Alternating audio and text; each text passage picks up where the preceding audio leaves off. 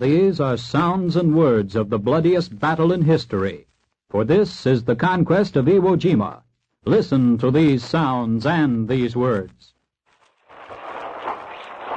The sky is still black with planes hovering back and forth over that ridge. We see another plane going down now on a straight and run up near the western side of the ridge, a little bit too far away for you to hear it. These planes are giving the Marines real support, the kind they need and the kind they deserve. However, as we said, you can't get the Japanese out of these pillboxes with air power alone.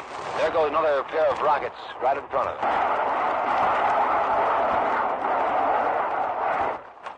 You probably heard that all right, and there goes another salvo of them.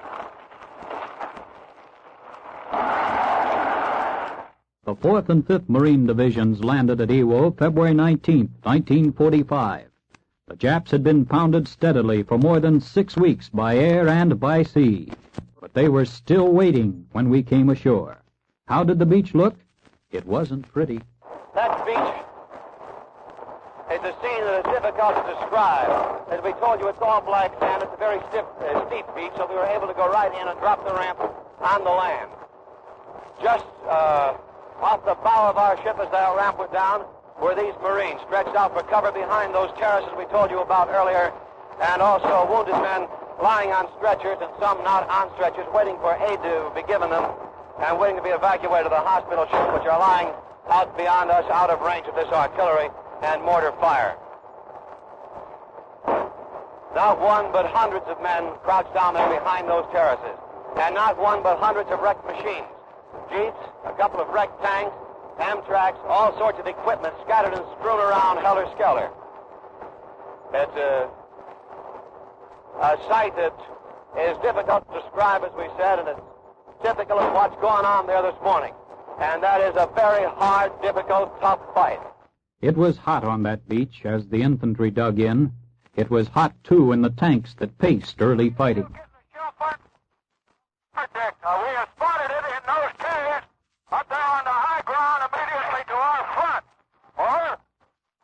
Hello, Steve. Hello, Steve. This is Clifford. Over. Hello, Tom. Steve, have you made contact with your infantry yet? Over.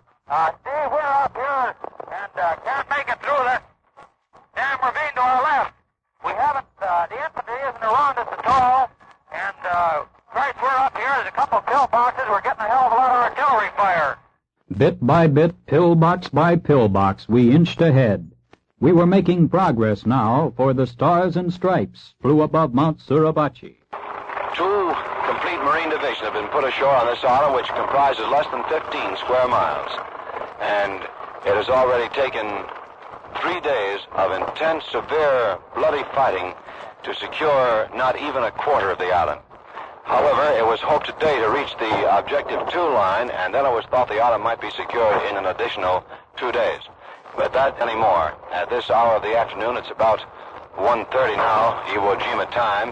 It has been practically given up the idea of taking the O2 line. In fact, I imagine if we can get through to the O1 line today, that'll be considered satisfactory progress. So when the island will be secured, we don't know. As the battle mounted in fury, the 3rd Marine Division joined the fighting. Iwo would be ours, that we knew, but much fighting was still ahead. Every once in a while in the background, you can hear the sound of Marine mortars going off. There's a mortar emplacement just a few yards to our left here, and they're tossing shells over the airport embankment into the Japanese troops on the far side. Just a while ago, just before we started on the air, the Japanese succeeded in dropping a couple of mortars down into this position. We all scurried for foxholes then, but perhaps not